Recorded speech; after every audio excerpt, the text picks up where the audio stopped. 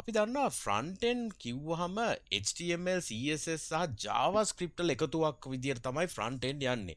ඉතින් අපි මේ ටිකේම අපි මේ YouTube channel එකේ ගොඩක්ම අපි කතා කරේ HTML CSS සයිට් හදන්නේ කොහොමද CSS වල තියෙන ටෙක්නොලොජිස් ගැන. ඉතින් අද ඉඳන් අපි brand new series එකක් ගේනවා JavaScript වලට.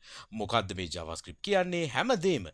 ඉතින් අද first episode එකේ අපි කතා කරන්න යනවා JavaScript එක ගැන සම්පූර්ණ introduction එක. එහෙනම් කෙලින්ම යමු intro එකට.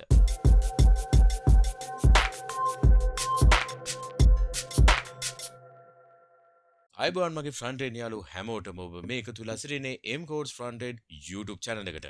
channel එකට අලුත් නම් subscribe කරලා MCodes family එකට එකතු වෙන්න. හරි. අද අපි කතා කරන්න යන්නේ JavaScript ගැන. Introduction to JavaScript. මොකද්ද මේ JavaScript කියන්නේ? හරි. අපි මේ ටිකේ කතා කරේ HTML සහ CSS පාවිච්චි කරලා වෙබ්සයිට් එකක් ලස්සන කරන්නේ කොහොමද කියන එක. ඉතින් එතනත් HTML කියන්නේ මොකද්ද? HTML සරලවම කියනවා නම් සයිට් එකේ සැකැස්ම. අපි හදන සයිට් එක සැකැස්ම තමයි HTML එකෙන් අපි කරන්නේ. එතකොට CSS එකෙන් කරන්නේ මොකද? සයිට් එක ලස්සන කරන එක. ඒ කියන්නේ අපි HTML එකේ අපි elements ටික මේ විදිහට දානවානේ welcome to my site මේ paragraph එකක් තියෙනවා. මෙතන බටන් එකක් දානවා. ඔන්න ඔච්චරයි මට වෙබ්සයිට් එකේ තියෙන කියලා හිතන්න.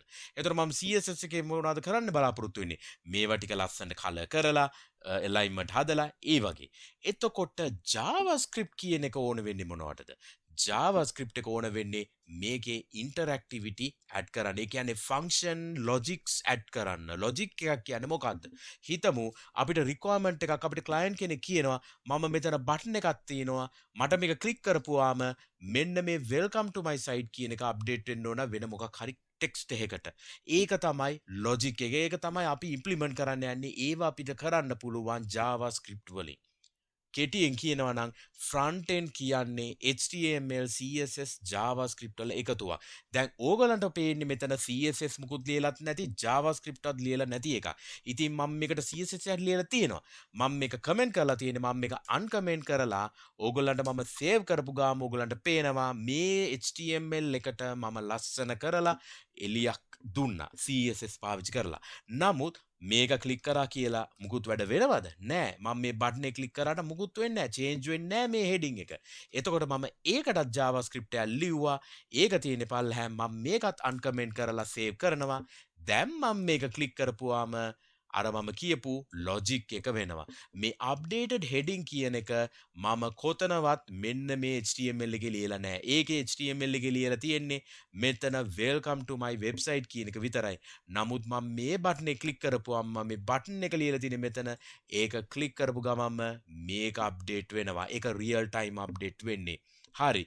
ඉතින් මේක තමයි අපිට JavaScript පාවිච්චි කරලා කරන්න පුළුවන් දේවල්. ඒ කියන්නේ සයිට් එකේ අපිට HTML එකේ ලියලා තියෙන ඕන දෙයක් වෙනස් කරන්න, අලුතෙන් මොනවා හරි ඇඩ් කරන්න HTML එකට ඒ වගේ ගොඩක් දේවල් අපිට JavaScript පාවිච්චි කරලා කරන්න පුළුවන්.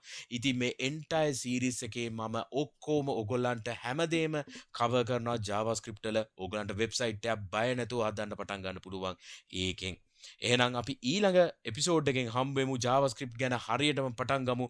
මේක introduction session එකක්. ඔයගලන්ට ගොඩක් දේවල් කියන්න දේවල් ගොඩක් තියෙනවා JavaScript ගැන. එහෙනම් අපි ඊළඟ වීඩියෝ එකෙන් හම්බ වෙමු. එතකන් හැම දිනාටම ජය වේවා. Cheers අපි ගියා.